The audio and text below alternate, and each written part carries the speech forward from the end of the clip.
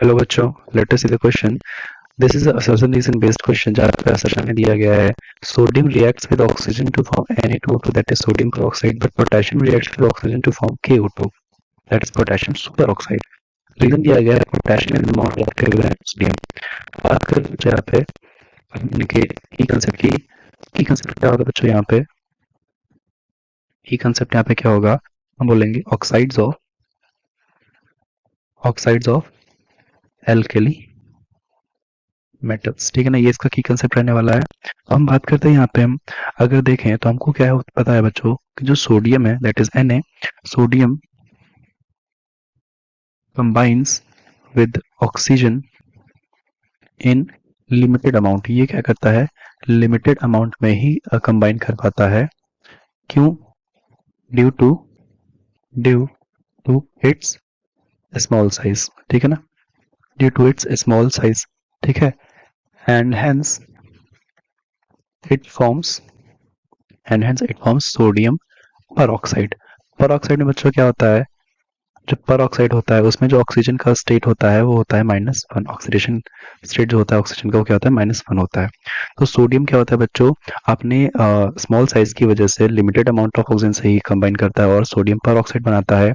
While हम बात करेंगे किसकी, वाइल जो पोटेशियम है, क्योंकि भाई पोटेशियम के पास क्या होता है बच्चों, पोटेशियम के पास डी ऑर्बिटल भी होगा. तो potassium due to its large size, बोलेंगे यहाँ पे क्या, कंपेरेटिवली